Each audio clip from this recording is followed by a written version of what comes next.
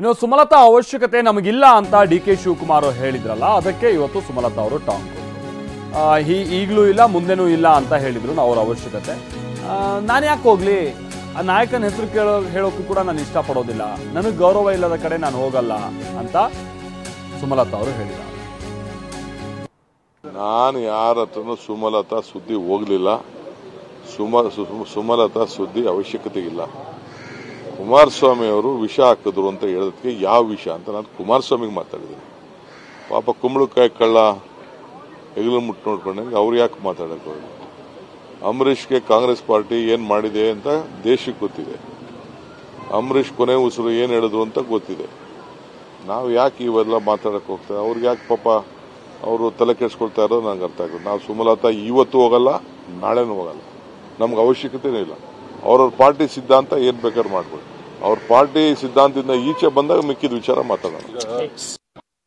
ಇನ್ನೊಂದಷ್ಟು ಜನ ನೀವು ಕಾಂಗ್ರೆಸ್ ಅಂತ ಹೇಳೋದು, ನೀವು ಬಹುಶಃ ನಿಮಗೆ ಒಳಗಿನ ಮಾತುಗಳು ಅಥವಾ ಏನೇನು ನಡೆಯಬಹುದು ರಾಜಕಾರಣದಲ್ಲಿ ಅನ್ನೋದು ಜನಸಾಮಾನ್ಯರಿಗೆ ಅಷ್ಟೊಂದು ಗೊತ್ತಾಗೋಕ್ಕೆ ಸಾಧ್ಯ ಇಲ್ಲ. ನಿನ್ನೆ ಅಷ್ಟೇ ನೀವು ಬಹುಶಃ ಟಿವಿಯಲ್ಲಿ ಒಬ್ಬ ಹಿರಿಯ ನಾಯಕರು, ಕಾಂಗ್ರೆಸ್ಸಿನ ಹಿರಿಯ ನಾಯಕರು ಹೇಳಿದ ಮಾತುಗಳನ್ನ ಗಮನಿಸಿದ್ದೀರಾ ಅಂತ ಅನ್ಕೊಂಡಿದ್ದೀನಿ. ಸುಮಲತಾ ಅವರ ಅವಶ್ಯಕತೆ ನಮಗೆ ಇಂದೂ ಇಲ್ಲ, ನಿನ್ನೇನೂ ಇಲ್ಲ, ನಾಳೆನೂ ಇರಲ್ಲ ಅನ್ನೋಂಥ ಮಾತನ್ನ ಹೇಳಿದ್ರು ಕಾಂಗ್ರೆಸ್ನ ಅತಿ ಸೀನಿಯರ್ ಲೀಡರು, ಮುಖಂಡರು. ಅದು ಯಾರು ಅಂತ ನೀವು ನಾನೇ ಹೆಸರು ತಗೋ.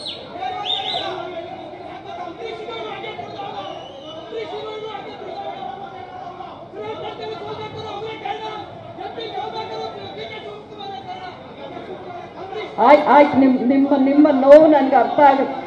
ಆದರೆ ನನ್ನ ಮಾತಿಗೆ ನೀವು ಹೇಳಿ, ನನಗೆ ಗೌರವ ಇಲ್ಲದೆ ಇರೋ ಕಡ, ನೀವು ನಮಗೆ ಬೇಡ ಅಂತ ಹೇಳೋ ಕಡೆಗೆ ನಾನು ಹೋಗೋಕ್ಕಾಗತ್ತಾ ಅಂತ ನಿಮ್ಮಲ್ಲಿ ಯಾರಾದರೂ ಹೇಳ್ತೀರಾ? ಅಂಬರೀಷ್ ಅವರು ಅವರ ಹೆಸರಲ್ಲೇ ಸ್ವಾಭಿಮಾನ. ಅವ್ರಿಗೆ ಹೆಸರು, ನೀವು ಮಂಡ್ಯದ ಗಂಡು ಅನ್ನೋ ಹೆಸರು 100 ವರ್ಷ ಆದ್ರೂ ಈ ಮಣ್ಣಲ್ಲಿ ಅಂಬರೀಷ್ ಅವರ ಒಬ್ಬರನ್ನೇ ಕರೆಯೋದು. ಅದನ್ನು ನಾನು ಇವತ್ತು ಹೇಳ್ತಾ ಇದ್ದೀನಿ. ಆ ಒಂದು ಮಂಡ್ಯದ ಗಂಡು ಅವರ ಜೊತೆಯಲ್ಲಿ 27 ವರ್ಷ ನಾನು ಸಂಸಾರ ಮಾಡಿದವಳು. ಆ ಸ್ವಾಭಿಮಾನ ಏನು ಅನ್ನೋದು ಅವರಿಂದಾನೇ ನಾನು ಕಲ್ತಿದ್ದು. ನನಗೆ ಗೌರವ ಇಲ್ಲದೆ ಇರೋ ಕಡೆ ನನ್ನನ್ನು ಹೋಗಿ ಅಂತ ದಯವಿಟ್ಟು ನನಗೆ ಒತ್ತಾಯ ಮಾಡಬೇಡಿ ಅಂತ ನಿಮ್ಮನ್ನು ನಾನು ಕೇಳ್ಕೊತಾ ಇದ್ದೀನಿ. ಇನ್ನು ಸುಮಲತಾ ಅವರ ಮಂಡ್ಯ ಸ್ಪರ್ಧೆ ಕುತೂಹಲಕ್ಕೆ ಇವತ್ತು ತೆರೆ ಬಿದ್ದಿದೆ. 3 ತಿಂಗಳುಗಳ ಬಳಿಕ ಒಂದು ಸಸ್ಪೆನ್ಸ್ ಏನಿತ್ತು ಅದನ್ನ ಮುರಿದಿದ್ದಾರೆ ಸುಮಲತಾ ಅವರು. ಏನು, ಮಂಡ್ಯದಿಂದ ಸ್ಪರ್ಧಿಸಲ್ಲ, ಈ ಬಾರಿ ನಾನು ಮಂಡ್ಯದಿಂದ ಲೋಕಸಭಾ ಚುನಾವಣೆಗೆ ಸ್ಪರ್ಧಿಸೋದಿಲ್ಲ ಅಂತೇಳಿ ಸುಮಲತಾ ಅವರು ಘೋಷಣೆ ಮಾಡಿದ್ದಾರೆ. ಕೊನೆಗೂ ತಮ್ಮ ನಿರ್ಧಾರವನ್ನ ಪ್ರಕಟಿಸಿದ್ದಾರೆ ಸುಮಲತಾ ಅವರು. ಚುನಾವಣೆಯಲ್ಲಿ ಬಿಜೆಪಿಗೆ ತಮ್ಮ ಬೆಂಬಲ ಅಂತ ಅಂದ್ರೆ ಮೈತ್ರಿ ಅಭ್ಯರ್ಥಿ ಕುಮಾರಸ್ವಾಮಿ ಅವರಿಗೆ ಸುಮಲತಾ ಅವರು ಈ ಬಾರಿ ಬೆಂಬಲವನ್ನ ಕೊಟ್ಟಿದ್ದಾರೆ. ಯಾವ ಅಭ್ಯರ್ಥಿಯ ಪುತ್ರನ ವಿರುದ್ಧವಾಗಿ ಕಳೆದ ಬಾರಿಯ ಚುನಾವಣೆಯಲ್ಲಿ ಗೆದ್ದು ಬೀಗಿದ್ರು ಸುಮಲತಾ ಅವರು, ಇವತ್ತು ಅದೇ ಅಭ್ಯರ್ಥಿಯ ತಂದೆ ಅಂತಂದ್ರೆ ಕುಮಾರಸ್ವಾಮಿ ಅವರಿಗೆ ತನ್ನ ಬೆಂಬಲ ಕೊಡ್ತೀನಿ ಅನ್ನುವಂತನ್ನ ಹೇಳಿದ್ದಾರೆ.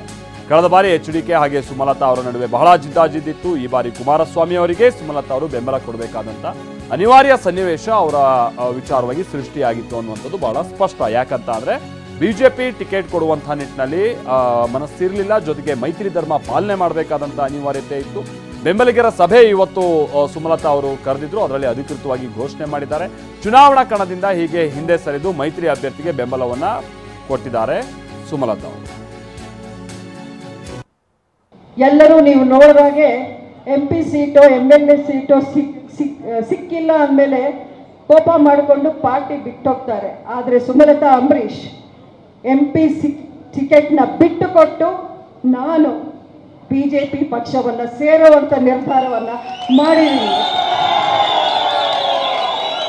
ಎಲ್ಲರೂ ನೀವು ನೋಡಿದಾಗೆ MP ಸೀಟೋ MLA ಸೀಟೋ ಸಿಕ್ಕಿಲ್ಲ ಅಂದಮೇಲೆ ಕೋಪ ಮಾಡಿಕೊಂಡು ಪಾರ್ಟಿ ಬಿಟ್ಟೋಗ್ತಾರೆ. ಆದರೆ ಸುಮಲತಾ ಅಂಬರೀಷ್ MP ಟಿಕೆಟ್ನ ಬಿಟ್ಟು ಕೊಟ್ಟು ನಾನು ಬಿಜೆಪಿ ಪಕ್ಷವನ್ನ ಸೇರುವಂತ ನಿರ್ಧಾರವನ್ನ ಮಾಡಿದ್ದೀನಿ. ಎಲ್ಲರೂ ಇದು ಸುಮಲತಾ ಅವರು ಇವತ್ತು ಬೆಂಬಲಿಗರ ಸಭೆಯಲ್ಲಿ ಅವರು ತಮ್ಮ ನಿರ್ಧಾರವನ್ನ ಪ್ರಕಟಿಸಿದಂತಹ ರೀತಿ. ನಾವು ಪ್ರತಿನಿಧಿ ಪ್ರಶಾಂತ್ ಇದಕ್ಕೆ ಸಂಬಂಧಪಟ್ಟಾಗೆ ಮತ್ತಷ್ಟು ಡೀಟೇಲ್ಸ್ ಅನ್ನ ಕೊಡ್ತಾರೆ. ಮಂಡ್ಯದಿಂದ ನಮ್ಮ ಜೊತೆಗೆ ನೇರ ಸಂಪರ್ಕದಲ್ಲಿ ಜಾಯಿನ್ ಆಗ್ತಾ ಇದ್ದಾರೆ. ಪ್ರಶಾಂತ್, ಹೌದು, ಸುಮಲತಾ ಅವರು ಬಿಜೆಪಿಯ ಟಿಕೆಟ್ಗಾಗಿ ಬಹಳ ಪಟ್ಟು ಹಿಡಿದಿದ್ರು. ಆ ನಂತರದಲ್ಲಿ ಏನೇನಾಯ್ತು, ಈಗ ಅವರು ಪ್ರಕಟಿಸಿರುವಂತ ನಿರ್ಧಾರ ನಮ್ಮ ಕಣ್ಮುಂದೆ ಇದೆ. ಬಟ್ ಈಗ ವಿಚಾರ ಅಂತ ಅಂದ್ರೆ, ಹೌದು, ಅವರು ಮೈತ್ರಿ ಅಭ್ಯರ್ಥಿಯನ್ನ ಬೆಂಬಲಿಸ್ತೀನಿ ಅನ್ನುವಂಥದ್ದನ್ನ ಹೇಳಿದ್ದಾರೆ. ಆದ್ರೆ ಬಹಿರಂಗ ಪ್ರಚಾರಕ್ಕಿಳಿಯೋದು, ಈ ಮುಖೇನವಾಗಿ ಕುಮಾರಸ್ವಾಮಿ ಅವರ ಜೊತೆಯಾಗಿ ನಿಂತು ಗೆಲುವಿಗಾಗಿ ಅವ್ರೇನಾದ್ರು ಪ್ರಚಾರ ಮಾಡೋದು, ಇಂಥದ್ದೇನಾದ್ರೂ ಉದ್ದೇಶ ಅವ್ರ ಮುಂದೆ ಇದೆಯಾ? ಓವರ್ ಆಲ್ ಇವತ್ತು ಏನೇನಾಗಿದೆ, ಇಂಥ ನಿರ್ಧಾರಕ್ಕೆ ಬರೋದಕ್ಕೆ ಎಂಥ ಸನ್ನಿವೇಶಗಳು ಕಾರಣ ಆಯ್ತು ಅಂತೇಳಿ ಪ್ರಶಾಂತ್? ಮಲ್ತೇಶ್, ನಿಜಕ್ಕೂ ಕೂಡ ರೆಬಲ್ ಲೇಡಿಯ ನಡೆ ಏನು ಅನ್ನೋಂಥದ್ದು ಸಾಕಷ್ಟು ಕುತೂಹಲ ಇತ್ತು. ಇವತ್ತು ಅದಕ್ಕೆ ತೆರೆ ಬಿದ್ದಿದೆ. ಬಹಳ ಪ್ರಮುಖವಾಗಿ ಚುನಾವಣಾ ಕಣದಿಂದ ಹಿಂದೆ ಸರಿದಿರುವಂತಹ ಸಂಸದೆ ಸುಮಲತಾ ಅವರು ಬಿಜೆಪಿಗೆ ತಮ್ಮ ಬೆಂಬಲವನ್ನು, ಜೊತೆಗೆ ಬಿಜೆಪಿ ಪಕ್ಷ ಸೇರ್ಪಡೆ ಬಗ್ಗೆನೂ ಕೂಡ ಅಧಿಕೃತವಾಗಿ ಇವತ್ತು ಘೋಷಣೆ ಮಾಡ್ಯಾರ. ಇವತ್ತು ಮಂಡ್ಯದಲ್ಲಿ ನಾನು ಒಂದು ತೀರ್ಮಾನ ಮಾಡ್ತೀನಿ, ಘೋಷಣೆ ಮಾಡ್ತೀನಿ ಅಂತ ಹೇಳಿದ್ರು. ಪ್ರಮುಖವಾಗಿ ಮಂಡ್ಯದ ಕಾಳಿಕಾಂಬ ದೇವಸ್ಥಾನದಲ್ಲಿ ಪೂಜೆಯನ್ನು ಸಲ್ಲಿಸಿ ಇವತ್ತು ಸಾಕಷ್ಟು ಕಾರಣಗಳನ್ನು ಕೊಟ್ಟಿದ್ದಾರೆ. ನನಗೆ ಟಿಕೆಟ್ ಯಾಕೆ ಸಿಕ್ಕಿಲ್ಲ, ಜೊತೆಗೆ ಪಕ್ಷೇತರವಾಗಿ ಸ್ಪರ್ಧೆ ಮಾಡಿದ್ರೆ ಏನೆಲ್ಲ ಕಾರಣಗಳು ಸೋಲಿಗೆ ಕಾರಣ ಆಗುತ್ತೆ, ಜೊತೆಗೆ ಬಿಜೆಪಿಯನ್ನ ಯಾಕೆ ಸೇರ್ಪಡೆ ಆಗ್ತಿದ್ದೀನಿ ಅನ್ನುವಂಥ ವಿಚಾರವನ್ನು ಕೂಡ ಸ್ಪಷ್ಟಪಡಿಸಿರುವಂಥದ್ದು. ಹಲವು ಅಂಶಗಳನ್ನು ಕೂಡ ಸಾಕಷ್ಟು ಅವರ ಮಾತಿನಲ್ಲಿ ಪ್ರಸ್ತಾಪ ಮಾಡ್ತಾರೆ. ಘೋಷಣೆಯನ್ನ ಮಾಡಿದ ನಂತರದಲ್ಲಿ ತಿಳಿಸಿರುವಂಥದ್ದು, ನನಗೆ ಸಾಕಷ್ಟು ವಿಶ್ವಾಸವನ್ನ ಬಿಜೆಪಿಯವರು ಪಡ್ಕೊಂಡಿದ್ರು. ಎಲ್ಲ ಪ್ರತಿಯೊಂದು ವಿಚಾರಗಳಲ್ಲೂ ಕೂಡ ವಿಶ್ವಾಸಕ್ಕೆ ಬಿಜೆಪಿ ಪಕ್ಷದವರು ತೆಗೆದುಕೊಂಡಿದ್ರು. ಪ್ರಮುಖವಾಗಿ ಪ್ರಧಾನಿ ಮೋದಿ ಅವರು ಅವರ ಭೇಟಿಗೆ ಹೋದಂಥ ಸಂದರ್ಭದಲ್ಲೂ ಕೂಡ ಸಾಕಷ್ಟು ವಿಶ್ವಾಸಕ್ಕೆ ತೆಗೆದುಕೊಂಡ್ರು. ನನ್ನ ಜೊತೆ ಸಾಕಷ್ಟು ಮಾತುಕತೆಯನ್ನು ನಡೆಸಿದ್ರು. ಜೊತೆಗೆ ಮಂಡ್ಯ ಅಭಿವೃದ್ಧಿಗೆ ಇದುವರೆಗೂ ಕೂಡ 4,500 ಕೋಟಿಯ ಅನುದಾನವನ್ನು ಕೂಡ ಬಿಜೆಪಿ ಪಕ್ಷ ಬಿಡುಗಡೆ ಮಾಡಿರುವಂಥದ್ದು. ಜೊತೆಗೆ ಪಕ್ಷ ಸಂಘಟನೆ ಮಾಡಬೇಕು, ಮತ್ತೊಮ್ಮೆ ಮೋದಿ ಅವರು ಪ್ರಧಾನಿ ಆಗಬೇಕು ಅನ್ನುವಂಥ ಕಾರಣಗಳು. ಜೊತೆಗೆ ಇದುವರೆಗೂ ಕೂಡ ಕಾಂಗ್ರೆಸ್ ನನ್ನ ವಿಶ್ವಾಸಕ್ಕೆ ತೆಗೆದುಕೊಂಡಿಲ್ಲ, ಕಾಂಗ್ರೆಸ್ ಕೂಡ ನನ್ನ ಬೆಂಬಲವನ್ನು ಕೂಡ ಕೇಳಿಲ್ಲ, ನನ್ನ ಪಕ್ಷಕ್ಕೆ ಅವರ ಅವಶ್ಯಕತೆ ಇಲ್ಲ. ಹೀಗೆ ಹಲವು ಕಾರಣಗಳನ್ನು ಕೊಟ್ಟು ಬಿಜೆಪಿ ಪಕ್ಷಕ್ಕೆ ಸೇರ್ಪಡೆ ಆಗ್ತಾ ಇದ್ದೀನಿ, ಬೆಂಗಳೂರಿನಲ್ಲಿ 2-3 ದಿನಗಳಲ್ಲೂ ಕೂಡ ಪಕ್ಷ ಸೇರ್ಪಡೆ ಆಗ್ತೀನಿ ಅಂತ ಕೂಡ ಹೇಳ್ತಾ ಇರೋದು. ಈಗಾಗಲೇ ಇಂಡಿಯಾ ಭಾಗವಾಗಿ ಮೈತ್ರಿ ಅಭ್ಯರ್ಥಿಯಾಗಿ ಕುಮಾರಸ್ವಾಮಿ ಅವರು ಬೆಂಬಲವನ್ನು ಪಕ್ಷೇತರವಾಗಿ ಕೂಡ ಅಂದರೆ JDS ನಿಂದ ಕೂಡ ಸ್ಪರ್ಧೆ ಮಾಡ್ತಾ ಇದ್ದಾರೆ. ಹೀಗಾಗಿ ಪಕ್ಷದ ನಿಲುವು ಏನಿರುತ್ತೋ ಅದನ್ನು ನಾನು ತೆಗೆದುಕೊಳ್ತೀನಿ ಅಂತ ಹೇಳಿದ್ದಾರೆ. ಹೀಗಾಗಿ ಕುಮಾರಸ್ವಾಮಿ ಅವರಿಗೆ ಬೆಂಬಲವನ್ನು ವ್ಯಕ್ತಪಡಿಸೋದ್ರ ಜೊತೆಗೆ ಪ್ರಚಾರವನ್ನು ಕೂಡ ಮಾಡಲೇಬೇಕಾಗುತ್ತೆ. ಆದರೆ ಪ್ರಚಾರವನ್ನು ಮಾಡೋದ್ರ ಬಗ್ಗೆ ಇದುವರೆಗೂ ಕೂಡ ತಿಳಿಸಿಲ್ಲ. ಪಕ್ಷದ ಹೈಕಮಾಂಡ್ ತೀರ್ಮಾನ ಮಾಡಿದ್ರೆ, ಸೂಚನೆ ಕೊಟ್ಟರೆ ಪ್ರಚಾರವನ್ನು ಮಾಡ್ತೀನಿ ಅನ್ನೋದು ಕೂಡ ತಿಳಿಸಿರುವಂಥದ್ದು. Thank you Prashant, thank you. ಏನೋ ಮೈತ್ರಿಗೆ ನಾನು ಬೆಂಬಲಿಸ್ತೀನಿ ಅಥವಾ ಮೈತ್ರಿ ಅಭ್ಯರ್ಥಿಗೆ ಬೆಂಬಲಿಸ್ತೀನಿ, ಆದರೆ ಮಂಡ್ಯದಿಂದ ನಾನೇ ನಿರ್ಗಮಿಸ್ತಾ ಇಲ್ಲ ಅಂತ ಸುಮಲತಾ ಹೇಳಿದ್ದಾರೆ. ನನಗೆ ಸ್ಪರ್ಧೆ ಅಂದರೆ ನನಗೆ ಸ್ವಾರ್ಥ ಏನಾದರೂ ಇದ್ದಿದ್ರೆ ನಾನು ಸ್ಪರ್ಧೆ ಮಾಡೋದಕ್ಕೆ ಬೇರೆ ಬೇರೆ ಕಡೆಯಿಂದನೂ ಕೂಡ ನನಗೆ ಆಫರನ್ನು ಬಿಜೆಪಿ ಕೊಟ್ಟಿತ್ತು, ಆದರೆ ನಾನು ಅಂಥ ಸ್ವಾರ್ಥಿ ಅಲ್ಲ ಅಂತಲೂ ಕೂಡ ಹೇಳಿದ್ದಾರೆ. ಏನೇನು ಹೇಳಿದ್ದಾರೆ ಸುಮಲತಾ ಅವರು, ಬನ್ನಿ ಕೇಳೋಣ. ನಾನು ಈ ಒಂದು ಚುನಾವಣೆಯಲ್ಲಿ ಮಾತ್ರ ಸ್ಪರ್ಧೆ ಮಾಡ್ತಾ ಇಲ್ಲ, ಆದರೆ ಮಂಡ್ಯದಿಂದ ನಾನೇನು ನಿರ್ಗಮನ ಆಗ್ತಿಲ್ಲ.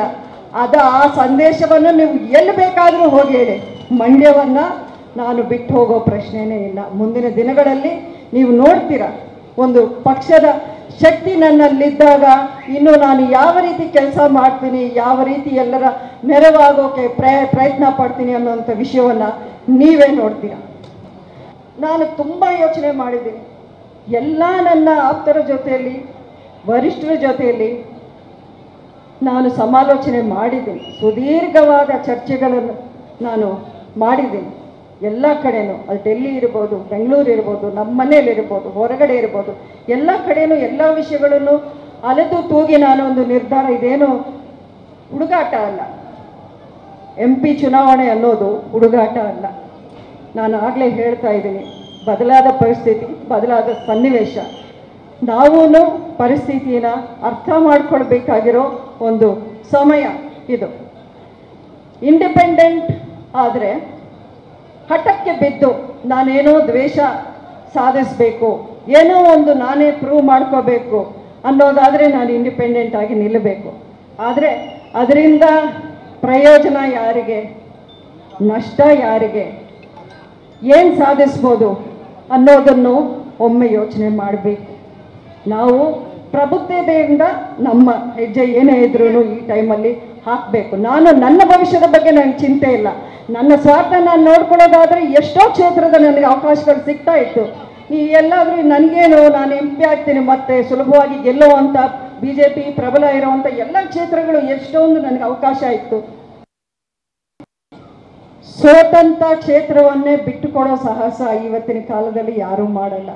ನಾನು ಇದು ಗೆದ್ದಂಥ ಕ್ಷೇತ್ರ, ಅದು ಒಂದು ಐತಿಹಾಸಿಕ ಗೆಲುವು. ಆ ಇತಿಹಾಸವನ್ನ ಯಾರು ರಿಪೀಟ್ ಮಾಡೋಕ್ಕೆ ಸಾಧ್ಯವೇ ಇಲ್ಲ. ಯಾಕಂದ್ರೆ 52 ವರ್ಷಗಳ ನಂತರ ಒಬ್ಬ ಇಂಡಿಪೆಂಡೆಂಟ್ MP ಆಗಿ ಕರ್ನಾಟಕದಲ್ಲಿ ಗೆದ್ದಿದ್ದು ಇದೇ ಮೊದಲನೇ ಬಾರಿ. ದೇಶದಲ್ಲೇ ನೀವು ನೋಡ್ತಾ ಇದ್ದೀರಾ, ಇಂಡಿಪೆಂಡೆಂಟ್ MP ಅನ್ನೋರು ಒಂದು ಕೈ ಬೆರಳಲ್ಲಿ ನೀವು ಎಣ್ಣಿಸ್ಬೋದು ಅಷ್ಟೇ. ಆದರೆ ಮಂಡ್ಯದ ಜನ ನನಗೆ ಆ ಗೌರವ ತಂದು ಕೊಟ್ಟಿದ್ದಾರೆ. ಪಾರ್ಲಿಮೆಂಟಲ್ಲಿ ಎಲ್ಲಿ ಹೋದ್ರೂ ತಿರುಗಿ ನೋಡ್ತಾರೆ. ಇಂಡಿಪೆಂಡೆಂಟ್ MP ಆಗಿ ನೀವು ಗೆದ್ದು ಬಂದ್ರ, ಒಂದು ಸರ್ಕಾರವನ್ನೇ ವಿರೋಧಿಸಿ ನೀವು ಗೆದ್ರ ಅನ್ನುವಂಥ ಮಾತು ಇವತ್ತಿಗೂ ಕೇಳ್ತಾರೆ. ಅದಕ್ಕೆ ಆ ಗೌರವವನ್ನು ತಂದುಕೊಟ್ಟಂಥ ಜನ, ಆ ಜನರ ಕೈಯನ್ನು ನಾನು ಯಾವತ್ತೂ ಬಿಡೋದಿಲ್ಲ, ಬಿಡೋಕೆ ಇಷ್ಟಪಡೋದಿಲ್ಲ.